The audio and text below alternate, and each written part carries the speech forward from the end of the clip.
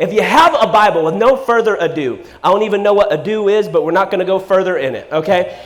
If you have a Bible, I'd like you to jump over, you guessed it, to John 15. John 15, if you have a Bible, this has kind of been the launching point for a series that we are in, and the series is called This is Essential. And the reason we are calling this series This is Essential is, as the video alluded to a moment ago, here in 2020, we are bombarded with the question, what is essential? Am I essential? Is what I do essential? But I think more than anything, what our soul needs to hear, what our soul needs to understand, is what's truly essential inside of me. I understand we're trying to figure out how to click on all cylinders as a community, but I think truly, deep down inside, God has not called you just to thrive in good times. You understand that, right? In the middle of a pandemic, you can be having the best season of your life. Why? Because if you have committed yourself unto the Lord, He has an ability to take you outside of the hell that the rest of the world is going through, and you can walk heaven on earth. And I don't know about you, I can honestly say this, and this is a big statement, but 2020 has been the best year of my entire life. 2020 has been the best year. I went through the same stuff you did. I went through the same stuff, and my lens might just be a little bit different than yours tonight. And I'm telling you, if you get a new lens, if all of a sudden God just begins to do something to your heart, what once seemed terrible, God uses what the enemy meant for evil, and He turns it around for good. Man, 2020, the quarantine, it was used to my advantage, okay? God has used it to deepen me, to take me to a place of rootedness in Him I never knew was possible, and I pray that God does the same for you. So that was me stalling. John 15, verse 4. If you don't have a Bible, I brought mine. I will read it to you. John 15, verse 4. These are the words of Jesus. He says this. You're familiar by now. He says this, abide in me and I in you. We might as well just stop there, because that has been the onus for this entire series. It's abide in me. Live in me. I'm going to be honest with you tonight. This may be the most important verse in all of Scripture. This right here. This may be the most, can I say this? Essential verse. You like how I worked that in? The most essential verse in all of Scripture, that it's about abiding. Listen to me. You are not called to hide. You are not called to check Christian kumbaya boxes. You are not called to cross T's and dot I's to make your spiritual father proud. No, you were called to be in relationship with God. That's what this entire series has been about. It's been about sifting through the Christian, Western, Bible Belt crap that you and I have been caked in for years, and it's plagued us, and it's put our feet in cement, and it's no wonder we haven't been able to find longevity to our faith. It's no wonder we haven't been able to find any traction, and I feel the Spirit of God coming in as we begin this series, as we keep going forward in a foundational sense, to continue to liberate you and show you this is not about a religion. This is not about do's and do nots. This is not even about 10 commandments. This is about one man, and His name is Jesus. That's what it's always been about. That's what it will always be about. It's about a relationship. Listen to me. It's about a relationship. It's about a relationship with God. I'm not talking that we just say, ooh, a relationship with God. Because I don't know how, for years, I said I was in a relationship with God. Like, oh, it's about a relationship, not about religion. But I was not. Listen to me. I was not living in relationship. I was not daily abiding. I would do things that made me want to hide. They didn't make me want to abide. They made me want to hide. How many of you are in here tonight? You don't have to raise your hand, but you can just internally assess yourself. I think our tendency is to hide way more than our knee-jerk reaction is to abide. And I think God wants to take us to a place where we are so convinced, we are so stinking, rawly convinced that it doesn't matter when push comes to shove, He loves me. If I do everything right, or if I do everything wrong for the rest of my life, I am loved beyond a shadow of a doubt. I'm here to tell you right now, I know I'm already preaching. I know it's already tough. It's in your face already. But I'm here to tell you tonight, you are absolutely and totally loved by God, and there is not a dang thing you can do about it. You are totally loved by Creator God, and there is not a dang thing you could ever do to get Him off your back. He will chase you. He will run after you. He will come to you when you don't want Him. And sometimes that's the most annoying thing in the world. When He comes at you and you don't want Him, but it's the best thing in the world because He knows you need it. And I'm here to tell you tonight, He's here. It's the reason you're here tonight. God wants to meet with you once again and just remind you, it's about my arms. It's not about your boxes. It's not about your ability, your adherence to rules. It's about you being in my arms. You beholding me once again. I want to finish the verse. We didn't even finish it. Abide in me, and I in you. As the branch cannot bear fruit of itself unless it abides in the vine, neither can you unless you abide in me. You see what Jesus is saying here. You and I, we've talked about this every single week, but you and I, we tend to walk away from this passage and we think, okay, my life, the totality of my life is about bearing fruit, which if you're kind of new to this whole Christian thing, that idea of bearing fruit sounds a little weird to you, okay? Is my arm going to grow grapes? No, that's not what this is about, okay? This idea of bearing fruit, it's about making the right decisions. It's about becoming Christ-like. It's about living a life that you and God are both proud of. But I'm here to tell you, this verse is not about that. It's actually about just relationship and allowing that relationship to cause you to spin out and cause you to live out all of a sudden this life that you are proud of. We are not focused on the life we are proud of. We're focused on the one who gave us the life. And as you focus on the one who gave you the life, all of a sudden you are able to live a life that you and him are both proud of, and it impacts the world and dare I say generations. It impacts generations. Listen to me. You have no idea the potential and power that is on your yes to affect generations. Your ability to just simply yield to God and say yes, dare to say yes to God. You have no idea. Listen to me. I do not care what you've done with your life thus far. I don't care what season of your life you are in right now. You do not know the potential ripples that your simple little yes to God, the invitation of a relationship with him could have on future generations. What Jesus is saying here in John 15, listen to me. What he's saying is that you will become, listen to me, you might want to write this down. You will become what you behold. You will become what you behold. You see, religion says that you've got to become something before you can behold something. And relationship says you've got to behold it before you can become it.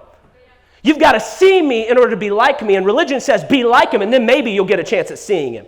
Maybe just like Moses in Exodus 33, you'll get to watch his passing backside. And I'm here to tell you, Jesus says, no, come in relationship with me. And all of a sudden, as you begin to hang with me, do life with me, abide in me, all of a sudden, you'll be able to live like me. Listen to me. The where you live your life determines how you live your life.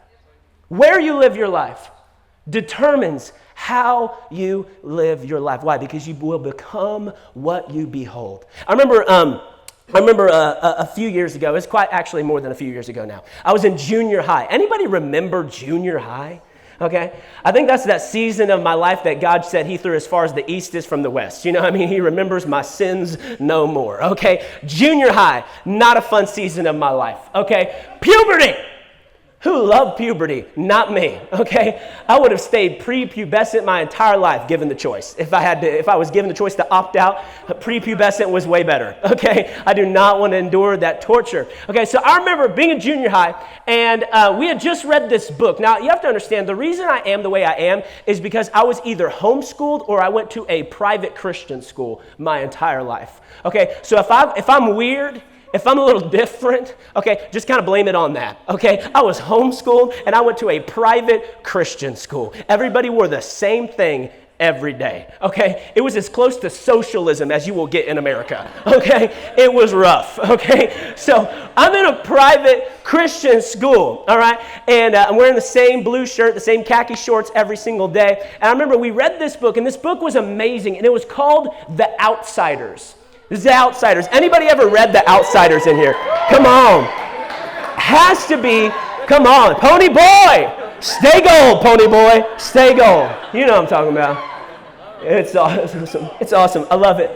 So we started reading this book, and I absolutely, Jonathan remembers, he was in my class at the time. I remember we fell in love with this book. I fell in love with this book. It was written by a woman named S.E. Hinton, okay, and it was absolutely amazing. So we read the book, and all of a sudden we find out that they made a movie about it back in the 80s, okay? So my teacher told us if we all finished the book and aced the final exam, then we would be able to watch the movie in class, okay? So you can imagine we aced the final exam. We were forming study groups. We were doing that was like literally the only test I ever aced in all my life, okay? But we aced this test, and so finally it comes time to watch the movie. We watch the movie. It is riveting.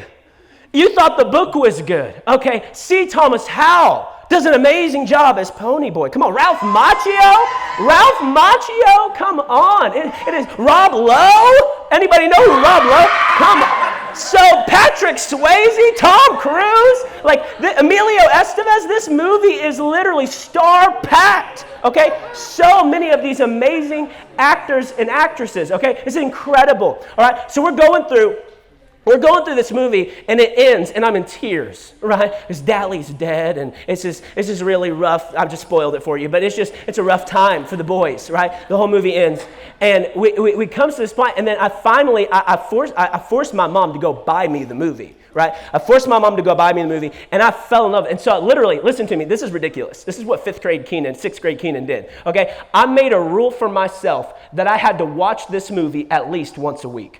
Okay, I was literally religious about The Outsiders. I was honestly more religious about The Outsiders at the time than I was about my faith. Okay, but I was like, I may not go to church once a week, but I will watch The Outsiders once a week. So I watched it week after week after week, over and over and over and over, and then all of a sudden, my dad began to notice something about me.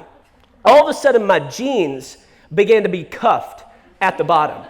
All of a sudden, my hair began to be slicked back. Little 6th grade Keenan's hair was slicked back. All of a sudden, Keenan was wearing some too tight black shirts tucked in to his jeans that were rolled up at the bottom. All of a sudden, I was sticking things in my ear and pretending to smoke them, okay?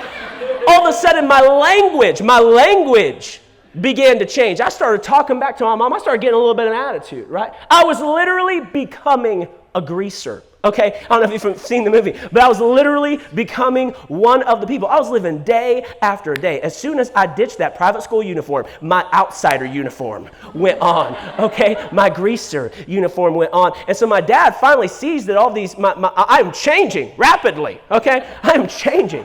Okay, and so he comes up to me and he says, son, what's up with these clothes that you're wearing? I was like, I don't know. What's your deal? He's like, what's up with that attitude? I was like, I don't know. So sorry about that. Maybe I should pray about it. You know what I mean? And all of a sudden, reality hit me. And he was like, you've been watching The Outsiders, haven't you? And I was like, yeah, it's my favorite movie. He said, you're not allowed to watch that movie for another 3 months. And I was like, what? He says, for another 3 months, I do not want you watching The Outsiders. And would you believe, as I was grounded from The Outsiders, all of a sudden, little prepubescent Keenan Clark in his little nerdy uniform came back, and Greaser Keenan somehow exited the scene. And the reason I tell you that story is to kind of point this out to you, that you will become that which you behold. It does not take long. You don't even have to put much thought into it. As you begin to behold something over and over and over and over, something inside of us naturally begins to drift. Something inside of us naturally begins to change course. Something inside of us naturally begins to go an alternate route. And as that was a negative thing for me in that moment, that can actually be the best thing in your relationship with God.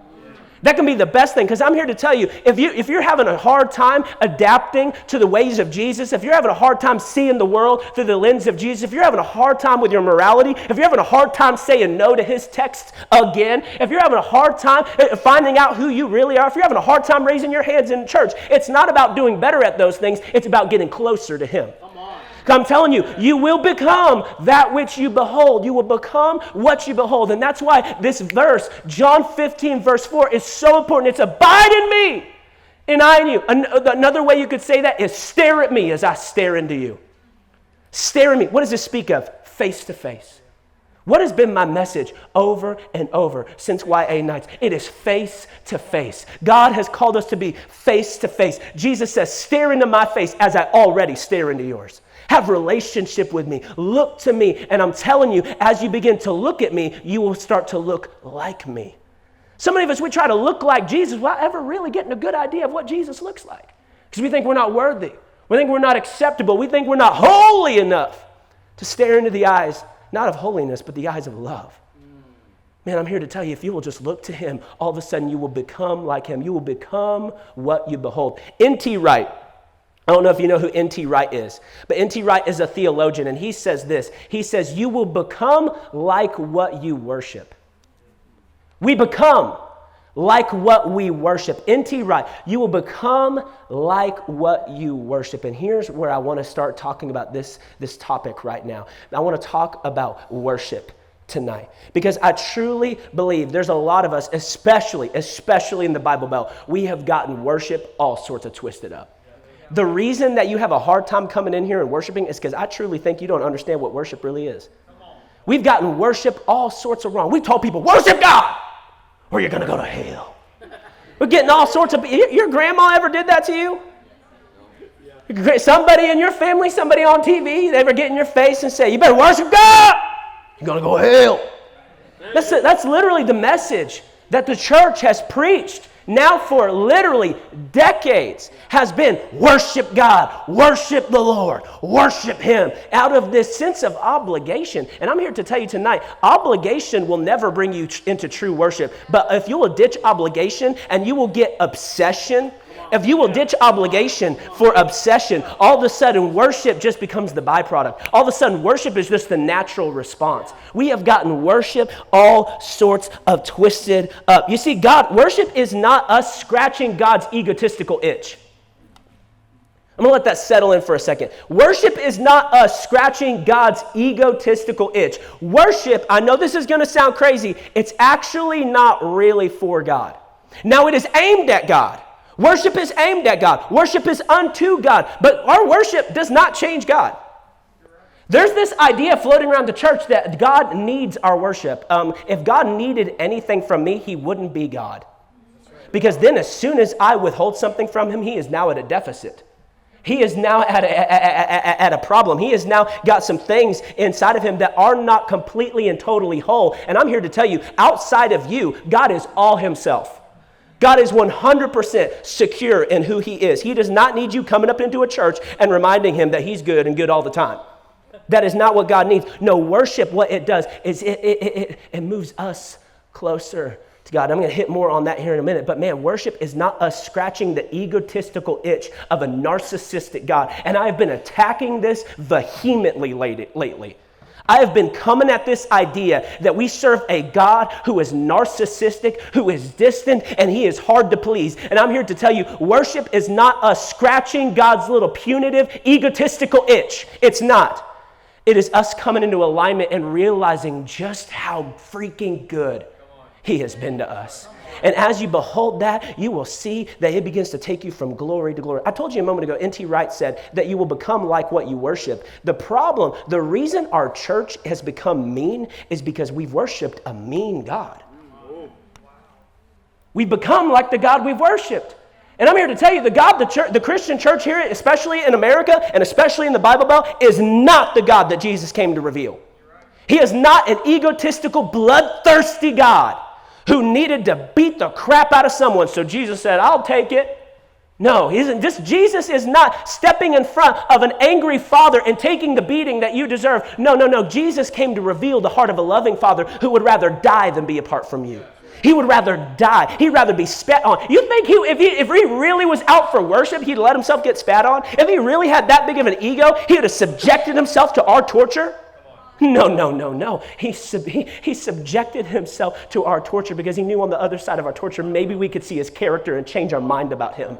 Maybe we could see that his eyes of love were not eyes of judgment after all, and we might for a second see that he was worth our entire lives. Our entirety of our lives, he is worth it. And that's what I want to define worship as here right now. Listen to me. Worship, I want to define it from here on out. Worship is actually worthship. Worship is worthship. It is what you ascribe worth to. When you find something worth something, when something is worth something to you, it has your mind.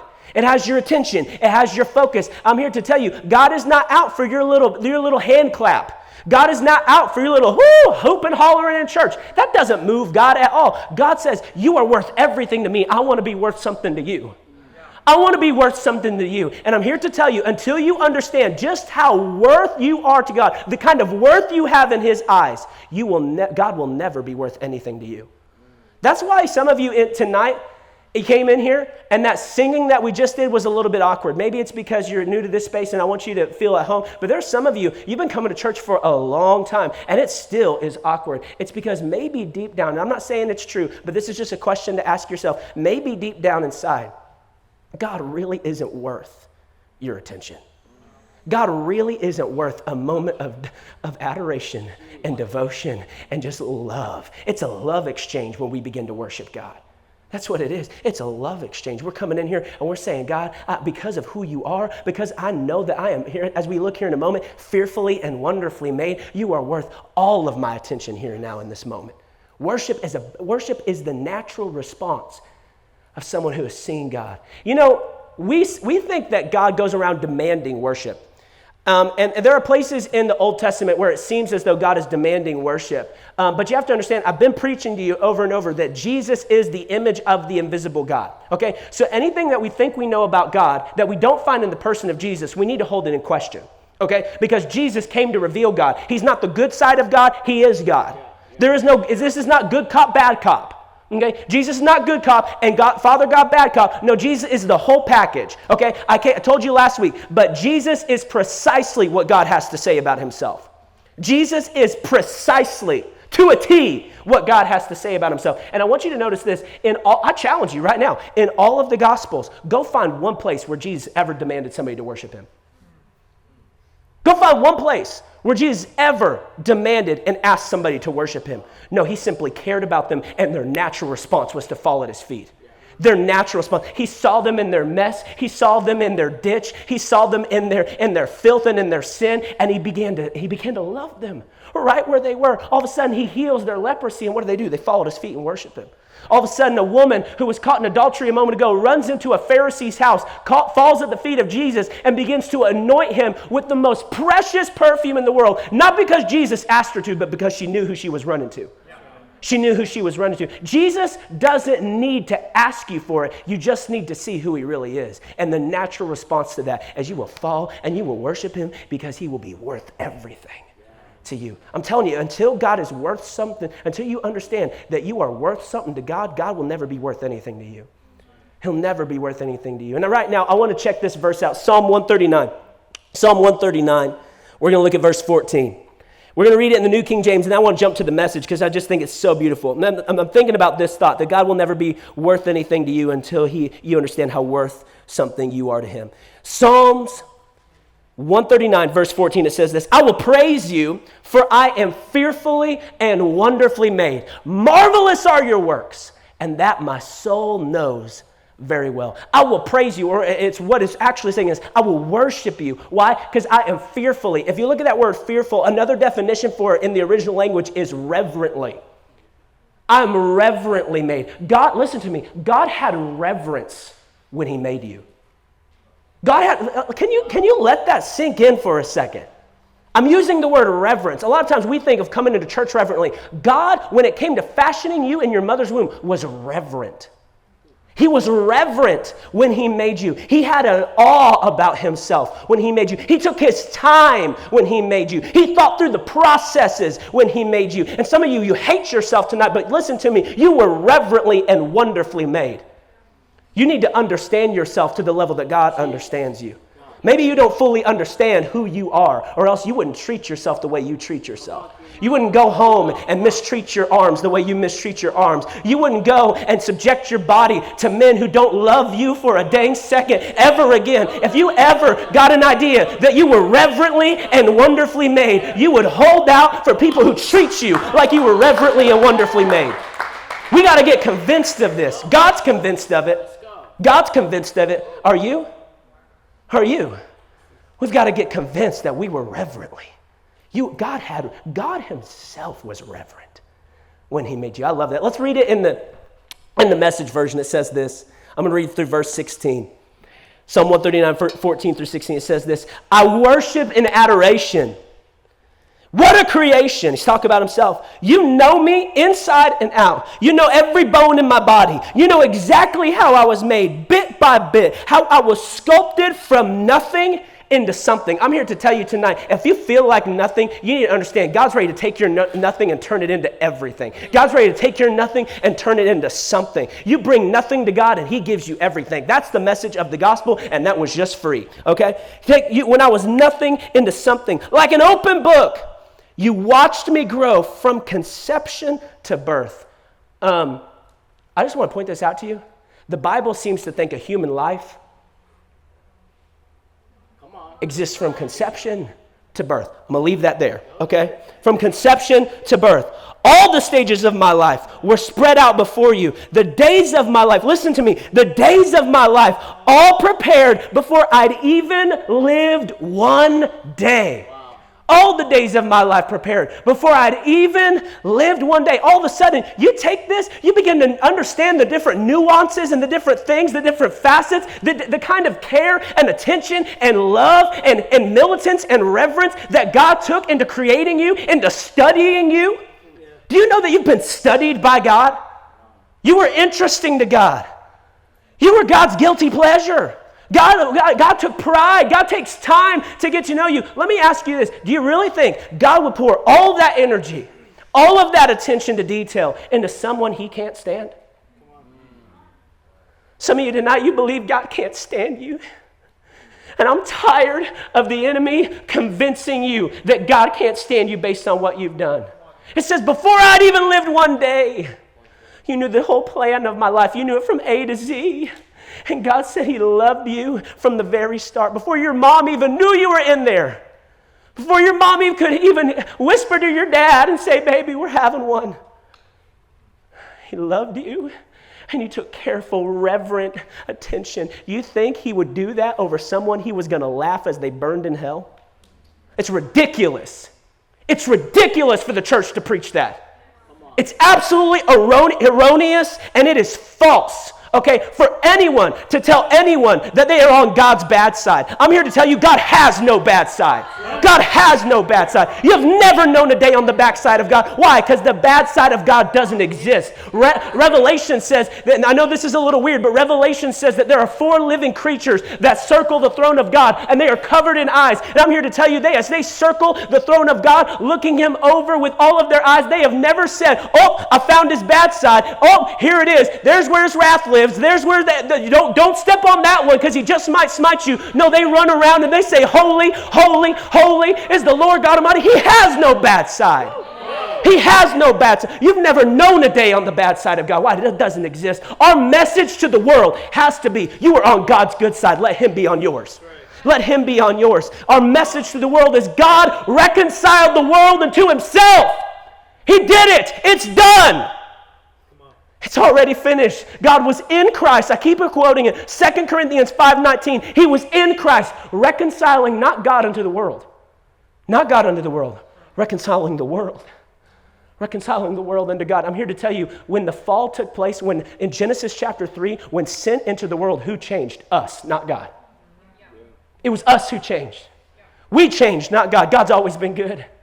God always loved Adam and Eve with the same passion. He loved them before they fell. I'm here to tell you, God has a passion and a reverence for you. And I'm telling you, as all of a sudden you begin to understand the robust worth that you have in God, all of a sudden God begins to be worthy of all praise to you. That word worthy, it's literally, the root word of it is worth. God's worth something to you. He'll be worthy of whatever it is. Man, the reason God's worthy of our worship is because God has immense worth to me. Why? Because I have immense worth to him. I have immense worth even when I didn't do everything right, when I didn't know up from down, left from right, right from wrong. Man, he loved me, and he gave himself up for me. We've got to realize that when it comes to our worship, it's all about worthship. You see, people all over the planet worship something. Worship is an innate and instilled from your very core. It is something you are going to do. You take a tribe in the middle of the bush of Africa. They've never touched civilization as you and I would define it. They've never had any outside influences. They are deep in the bush of Africa. And you're going to go there, you're going to hike through until you find their village, and they're going to be worshiping something. It might be a rock, it might be a goat, okay? But they are going to be worshiping something. Each and every single one of us, there's something on the inside of us that craves ascribing worth to something. And I'm here to tell you, God says, put it on me, because if you put the worth in me, it will never come back to fall on you. Man, go in full in on me. Put all your eggs in my basket. You know, I didn't put this in my notes, but the reason we worship God is because God is the only one who can worship something and handle it correctly, can be worshiped and handle it correctly. God's the only one who knows how to be worshiped and not let it go to his head. God's the only one who can be worshiped and still be thinking about you while you're worshiping him. Still be talking about you while you worship him. Still be talking about how proud he is of you. You know God's proud of you tonight? You know God's proud of you? He loves you. He's brought you close. And the second that you realize that, all of a sudden worship will come forth like you never believed it would. Man, it is a byproduct of us seeing God clearly. I said this earlier, but worship moves us, not God. Have you ever heard of fasting? Anybody ever heard of fasting, like giving up food to like dedicate yourself unto the Lord? A lot of people think worship and fasting are kind of similar. They think, I'm going to fast in order to move God. I'm going to fast in order to get God to grant my prayer. I'm here to tell you, fasting has never moved God. Worship has never moved God. No, prayer, fasting, worship, it moves us. It moves us. It realigns us. All of a sudden, our gaze is over here, and what does worship do? All of a sudden, it focuses our eyes on the one whose eyes never left you. His eyes have never left you. Man, we gotta realize worship moves us, not God. I want to look at this. Colossians chapter 3, verses 1 through 2. It says this: since you have been raised to new life with Christ, set your sights on the realities of heaven, where Christ sits in the place of honor at God's right hand. Think about the things of heaven, not the things of earth. No, notice the language. Since you have been. It is past tense. It's already done. So we are not setting our sights on the things of heaven so that we can in one day be raised with Christ and go to heaven. He said it's already done. It's already sealed. You are heaven ready right where you sit. So why would you think about a place you weren't even going to? Why don't you think about the place you were born for? All of a sudden he says, set your sights on the things of heaven. Then he goes into talking about Jesus, where Jesus sits at the right hand of God. All of a sudden, the way that we begin to set our sights on the things of heaven is when we just begin to rehearse and recall and retell everything that Jesus has ever done for us. Everything Jesus has ever done for us. What he means to us. The kind of hoops that he jumped through, the kind of life that he lived, and the death that he died in order to bring me close to him so that I could abide in him. He's saying, man, when you think about that, all of a sudden you won't be held back by earthly things anymore. You won't be tripped up by petty people anymore. I don't know about you, but I'm tired of who other people decide to be dictating who I'm going to be. You know, that's what kind of stuff we do. We let crappy people come in our lives, and all of a sudden it makes us crappy. We've gotten their infection. And Jesus is saying, you want to live above that? You want to be able to not be moved? Because anything that can be shaken will be shaken. Think about Jesus. Think about Jesus. Don't think about the things of earth. All of a sudden, as you begin to set your sights through worship on the things of heaven, man, all of a sudden, the things of this world, the petty crap that tries to ruin our day. You want to talk about first world problems? Tries to ruin our day. Man, I'm telling you, God He is saving you some serious daily trouble if you will just take him at his word and say, man, God, you're worth everything to me. And all of a sudden you begin to think, you begin to rehearse, you begin to recall, you begin to retell all the ways that God's ever been faithful to you. All the ways God's ever been faithful. Man, somebody needs to hear this. Do not ever forget the ways God's been faithful to you. Don't ever take it for granted. There are people who do not know the faithfulness of God. God's been faithful to them, but they don't know it. Man, you have the luxury that God put somebody in your path to highlight this to you. Man, do not ever take for granted the moments God's been faithful to you where you can see it. Because there are countless ways you can't see, and he still remained faithful. Things that will never pop up on your radar, and he still remained faithful. Man, never take for granted those moments, because those will spark worship in your heart. I want to read Hebrews chapter 12. Hebrews chapter 12. Verse 2, it says this: fixing our eyes on Jesus, the pioneer and perfecter of our faith. For the joy set before him, he endured the cross, scorning its shame, and sat down at the right hand of the throne of God. For the joy set before him, he endured the cross. I'm here to ask you tonight, and I've asked you in seasons past this question, but what was the joy set before Jesus? It was you. It was a relationship with you. The joy that was set before Jesus that gave, listen to me, the motivation. Some of you, when you go to the gym, what allows you to endure the pain is the motivation of a great body or a long life, okay? What enables me to endure the pain of a tattoo, okay? It hurt, okay? They are not pleasant. But what enables me to take that pain for a moment is knowing I'm going to have something secure forever. I'm going to have a piece of art forever. Man, the joy that was set before Jesus that gave him the motivation to take every jeer, every smack to the face, every ounce of spit, every nail, every spike. You know what it was? It was the security of having a relationship with you. He said, it's worth it. It's worth it. And when all of a sudden you realize just how worth it you were to Jesus, all of a sudden that's when you're going to be able to fix your eyes upon Jesus, the founder and perfecter of your faith, or as I like to say, the architect of your faith, the architect of your soul. All of a sudden when we realize that we were his joy, that we were worth it to him, all of a sudden he becomes worth something to me.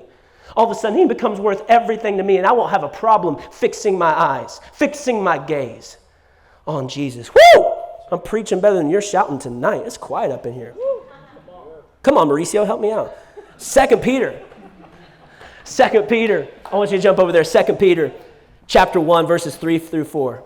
2 Peter chapter 1, verses 3 through 4. And I'm going to begin to wind this down here in a moment. It says this: his divine power has given us, listen to me, given us everything we need pertaining to life and godliness. Now, I'm here to tell you, the Bible cannot exaggerate. You understand that, right? An exaggeration is a lie. We call it an exaggeration to kind of make it, a little more palatable for us because we don't want to be told we're a liar. But that's what we are when we exaggerate, okay? The Bible cannot exaggerate. So if it says that it's given you everything pertaining to life and godliness, it means everything pertaining to life and godliness. Look at this. Pertaining to life and godliness through our knowledge of him who called us by his own glory and goodness. Through him who called us through his own glory and goodness. How do you tap in? Listen to me. How do you tap in to everything that you need that's already been provided? You get to know the one who provided it. Through our knowledge of him, as we get to know Jesus, we come to know on a greater level, we've always had everything we need in him. There are some of you living like you don't have what you need, and it's because you're unaware of just how sufficient Jesus is. You're living unaware of just how, listen to me, enough Jesus is. I'm here to ask you tonight, and I know that this is a real question. I really want it to sink in. And I'm talking to some of you seasoned Christians in here. I'm talking to my leadership team. I'm talking to all of us in here. When did Jesus stop being enough? When did he stop being enough for you? When did he stop being enough? He was enough first. He was enough to get you in. He was what was promised. The Bible never said everyone will love you. He said he always would. When did he stop being enough? And I'm here to tell you he's enough. In another word, he's worthy. He's worth it. And as all of a sudden we begin to describe and we begin to see just how much he's enough, all of a sudden we just see how worth he is of everything. All of a sudden that will produce worship. It will produce worship in our hearts. And all of a sudden every day becomes a day where we can say, this is the day that the Lord has made. So I will rejoice and be glad in it. I am not going to stand in this measure of presence and dare to get anxious about tomorrow. That's what we do. We stand in the presence of God, and we have the audacity to get anxious about tomorrow and ignore Jesus as he stands in our presence. This is what this is about. When you get down to it, abiding is a second by second thing. It's not I plan to abide tomorrow. It's abide right now. I want to encourage you, literally right now. I want you to make a shift in your mind. Abide right now. Abide.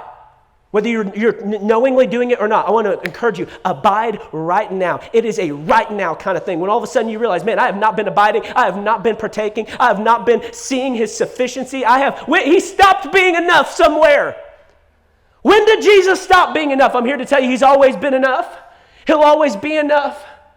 And it's when we come into that realization that all of a sudden everything that we are begins to sing his praises. All of a sudden, worship is not a drag. Worship isn't even limited to 3 songs. All of a sudden, worship is my lifestyle.